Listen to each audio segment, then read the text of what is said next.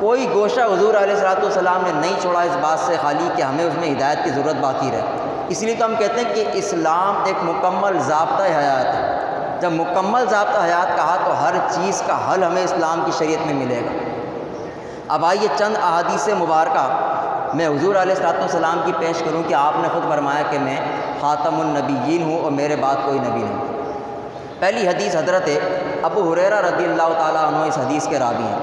حضرت ابو ہریرہ رضی اللہ تعالیٰ عنہ فرماتے ہیں، آپ فرماتے ہیں نبی پاک علیہ الصلوۃ والسلام نے فرمایا میری اور مجھ سے پہلے انبیاء کرام کی مثال ایسی ہے کہ کوئی شخص گھر کی تعمیر کرے اور اس میں ایک اینٹ نہ لگائے، لوگ اس کو دیکھنے کے لیے آئیں اور آ کے خوش ہو جائیں اور یہ کہیں کہ یہ اینٹ بھی لگا دی جاتی. نبی پاک علیہ السلام نے فرمایا وہ اینٹ میں ہوں، میں انبیاء کرام کا خاتم ہوں. حضور نے واضح طور پہ فرما دیا کہ میں خاتم النبیین ہوں اور وہ آخری اینٹ اور کوئی نہیں بلکہ وہ میں ہوں. جب اس کو لگا دیا جائے تو گھر مکمل ہو جائے، اب کسی نبی کی ضرورت باقی نہیں. دوسری حدیث کی حدیث بھی حضرت ابو ہریرہ رضی اللہ تعالیٰ عنہ سے مروی حدیث ہے. حضور علیہ الصلوۃ والسلام نے فرمایا کہ اللہ نے مجھے دیگر انبیاء کرام پر 6 چیزوں کے باعث فضیلت عطا فرمائی ہے. سرکار نے فرمایا اللہ نے مجھے جوامع القلم بنایا، اللہ نے رعب کے ذریعے سے میری مدد فرمائی، اللہ نے مال غنیمت کو میرے لیے حلال قرار دیا، اللہ نے پوری روئے زمین کو میرے لیے پاک کر کے سجدہ گاہ بنا دیا. نبی پاک علیہ السلام نے فرمایا اللہ نے مجھے تمام مخلوقات کی طرف رسول بنا کر بھیجا اور اللہ نے مجھے خاتم الانبیاء بنا کر بھیجا. تو اس حدیث سے بھی پتہ چلا کہ حضور علیہ الصلوۃ والسلام نے برملا اس بات کا اظہار فرمایا کہ میں جمیع انسانیت کا رسول ہوں اور میں انبیاء کا خاتم آخری نبی ہوں، میرے بعد کوئی نبی نہیں ہوگا. تیسری حدیث حضرت جابر بن عبداللہ رضی اللہ تعالیٰ عنہ سے مروی حدیث ہے. آپ فرماتے ہیں نبی پاک علیہ الصلوۃ والسلام نے فرمایا سرکار نے فرمایا اللہ نے مجھے رسولوں کا قائد بنایا لیکن میں اس پر فخر نہیں کرتا. نبی پاک علیہ السلام نے فرمایا اللہ نے مجھے خاتم النبیین بنایا لیکن میں اس پہ فخر نہیں کرتا.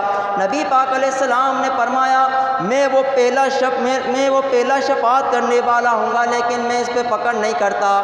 سرکار نے فرمایا اور میں ہی وہ ہوں کہ سب سے پہلے جس کی شفاعت کو قبول کیا جائے گا اور مجھے اس پر کوئی فخر نہیں ہے. تو پتہ چلا اس حدیث سے بھی کہ حضور نے فرمایا کہ میں خاتم النبیین ہوں لیکن میں اس بات پر فخر نہیں کرتا، یعنی میں اللہ کا شکر ادا کرتا ہوں کہ اللہ نے یہ منصب مجھے عطا فرمایا.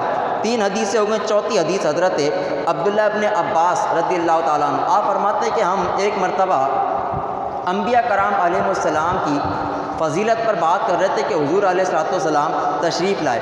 سرکار نے فرمایا کہ میں نے تمہاری گفتگو کو سن لیا اور ان سارے لوگوں کی طرف متوجہ ہوئے. نبی پاک علیہ الصلوۃ والسلام نے فرمایا اللہ نے مجھے یہ فضیلت عطا فرمائے کہ تمام لوگوں کی طرف نبی بنا کر بھیجا. سرکار نے فرمایا اللہ نے میری وجہ سے اگلوں اور پچھلوں کے سارے خطاؤں کو بخش دیا ہے. نبی پاک علیہ السلام نے فرمایا اور میرا اعزاز یہ کہ اللہ نے مجھے انبیاء کرام کا خاتم بنا کے بھیجا. تو اس حدیث سے بھی پتہ چلا کہ حضور علیہ الصلوۃ والسلام اللہ کے آخری نبی ہیں اور آپ کے بعد کوئی نبی نہیں آئے گا. حضور علیہ الصلوۃ والسلام نے اہل بیت کی فضیلت بیان کرتے ہوئے خود اہل بیت سے فرمایا. سرکار نے فرمایا کہ ہم اہل بیت کو اللہ نے 7 ایسے امتیاز عطا کیے ہیں جو ہم سے پہلے اللہ نے کسی نبی کو عطا نہیں فرمائے. سرکار نے فرمایا کہ میرا اعزاز یہ ہے کہ اللہ نے انبیاء کرام کا سلسلہ نبوت اور رسالت مجھ پر ختم فرما دیا ہے اور میرے بعد اب کوئی نبی نہیں آئے گا. نبی پاک علیہ السلام نے فرمایا اللہ نے تمام انبیاء کرام میں مجھے معزز بنایا اور اللہ کی مخلوق میں رب ذوالجلال کے نزدیک سب سے زیادہ محبوب میں ہوں. تو اس حدیث سے بھی یہ بات پتہ چلی کہ حضور علیہ الصلوۃ والسلام اللہ کے آخری نبی ہیں، اللہ کے محبوب ہیں اور آپ کے بعد کوئی نبی نہیں آئے گا.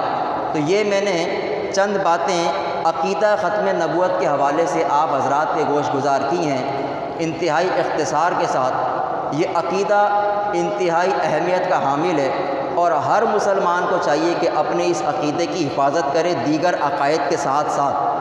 حضور علیہ الصلوۃ والسلام کی خاتمیت میں کسی قسم کا کوئی شک و شبہ نہ آنے پائے، تو میں نے ابتدائی باتیں آپ حضرات کے سامنے بیان کی ہیں۔